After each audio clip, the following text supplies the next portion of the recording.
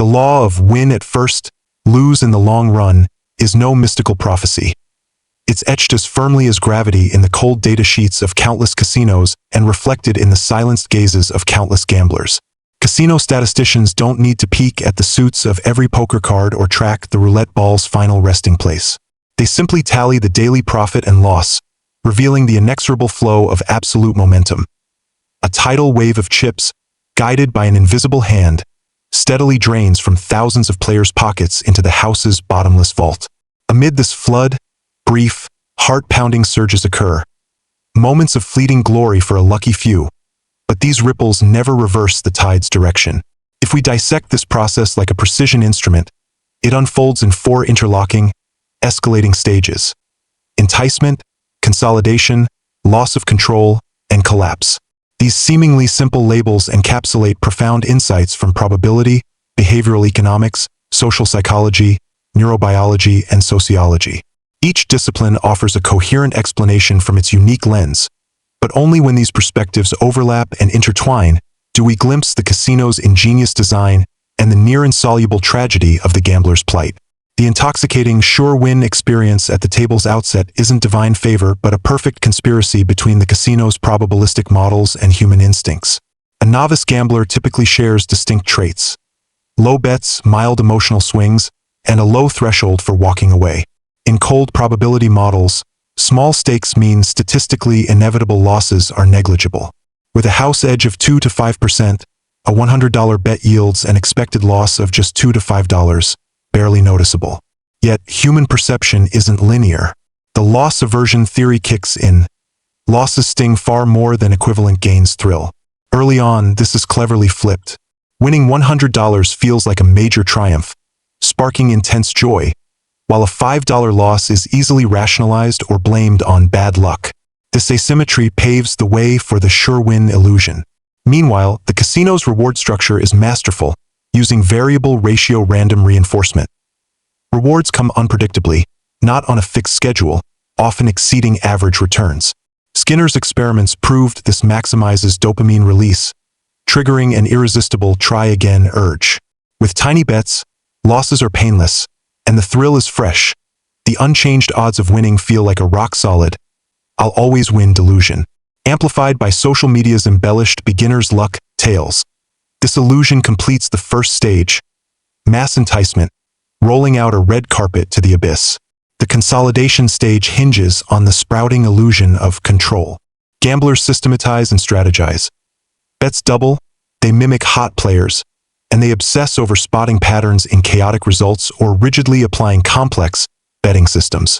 Their eyes lock onto digital screens tracing red-black, banker-player chains. Their minds sift random noise for imagined order.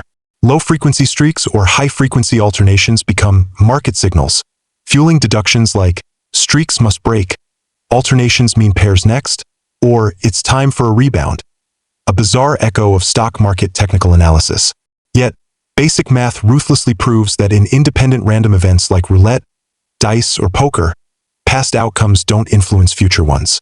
Betting systems, martingale, Fibonacci, or variance, merely amplify short-term fluctuations, trading time for profit hopes, but their expected returns after the house edge are always negative. A losing streak escalates bets exponentially, quickly hitting personal funds or casino bet caps. The real danger isn't a single massive loss but the seesaw of wins and losses, trapping decision-making in the fatal illusion that the world is predictable. Behavioral economics calls this the illusion of control, an innate bias to overestimate influence over random processes. With bets still manageable and losses below pain thresholds, repeated wins ferment a "I've cracked the code" sense, birthing the toxic fruit of the third stage, loss of control. The loss of control stage begins when a gambler's carefully crafted script is shattered by reality. Whether a betting system collapses, a trusted pattern breaks, or a hot player's luck runs dry, triggering a financial black hole far exceeding prior losses. Calculating this loss against earlier small gains, they're horrified to see their net worth flip from positive to a shocking negative.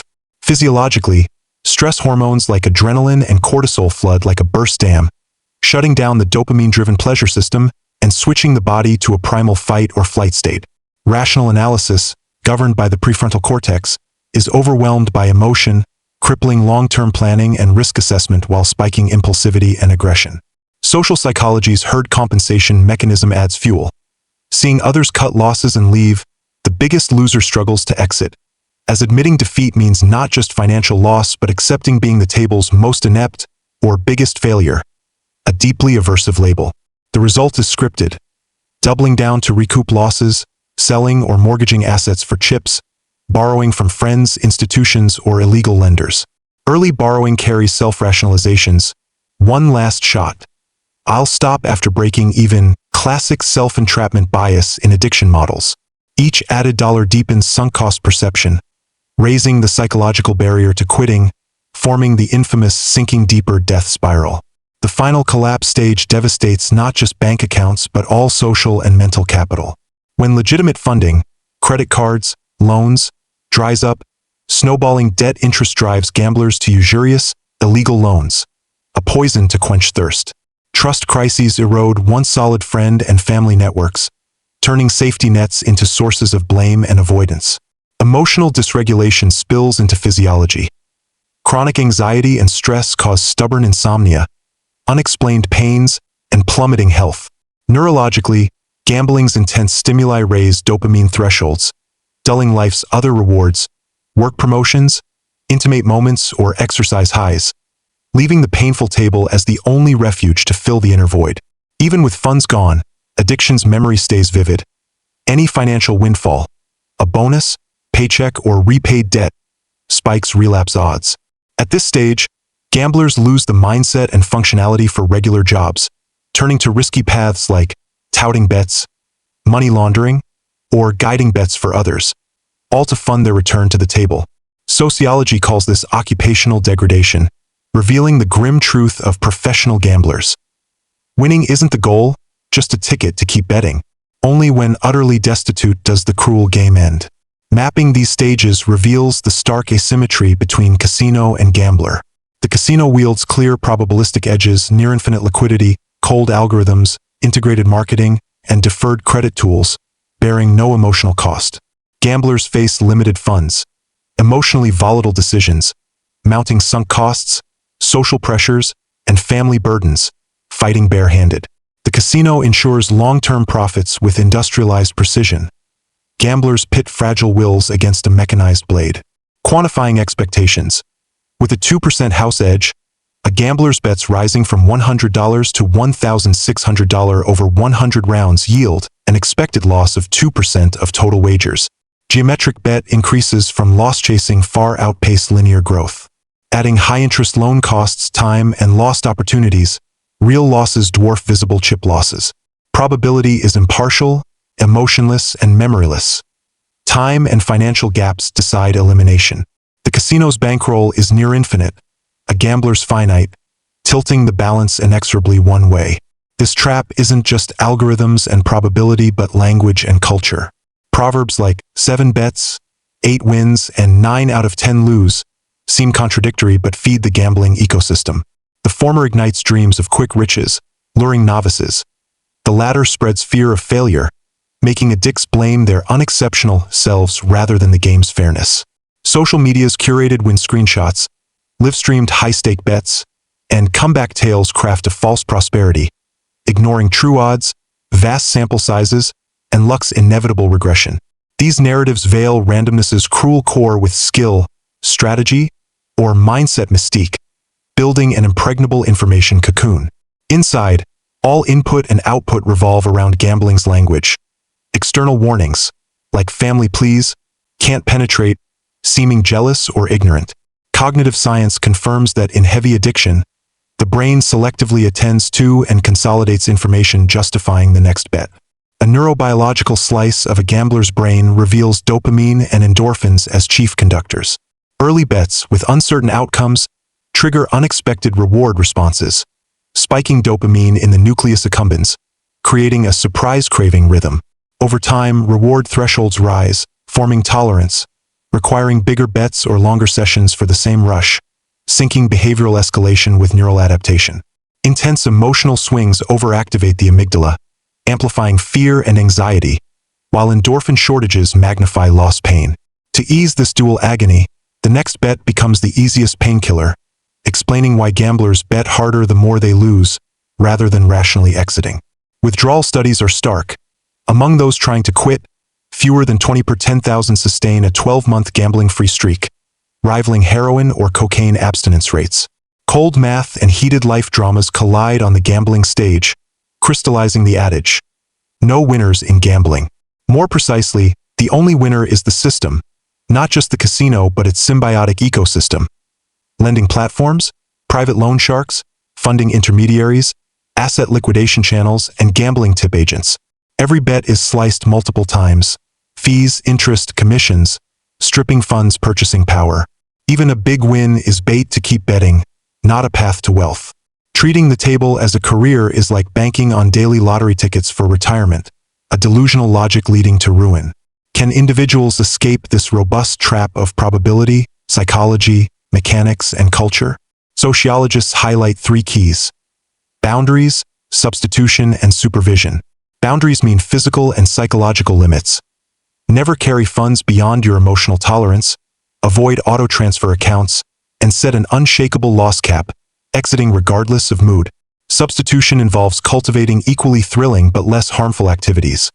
Competitive sports, strategy games, improvisational music, or extreme outdoor challenges that trigger dopamine without financial ruin. Supervision is critical, requiring external forces to counter addiction's demon. Entrusting finances to family, seeking social support, pursuing therapy, or joining groups like Gamblers Anonymous. Data shows solo willpower yields an 80% relapse rate. Family or group supervision cuts this to 35–40%. With therapy and medication, it drops below 20%. Quitting isn't a willpower game but a systemic battle. The casino's maze, from an economic lens, hinges on risk pricing. Casinos offer negative expected value assets with no secondary market hedging. Unlike financial markets, where options traders use complex hedges and time value fluctuations, casino chips lack risk protection. This unhedged exposure lands directly in personal balance sheets. Yet, bizarrely, many gamblers believe casinos are fairer than markets, conflating explicit odds with implicit rules. Clear odds seem transparent, but they hide the irreconcilable conflict between sustained betting and finite funds. Sophisticated market players use position sizing, stop losses, and insurance to buffer capital. Casinos leave this safety net empty, ensuring gamblers hit their financial ceiling swiftly.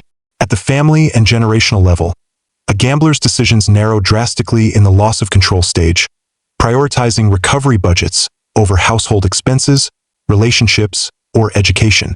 Family systems theory notes that when resources are consumed by one risk source, gambling self-regulation collapses.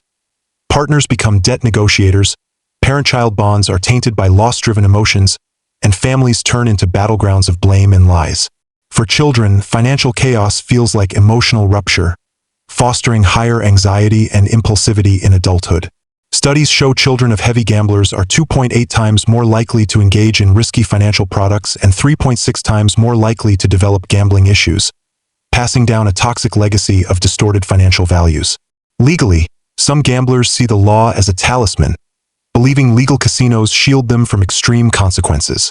Yet, cases show legal venues only prevent criminal prosecution, offering no remedy for financial ruin or credit collapse.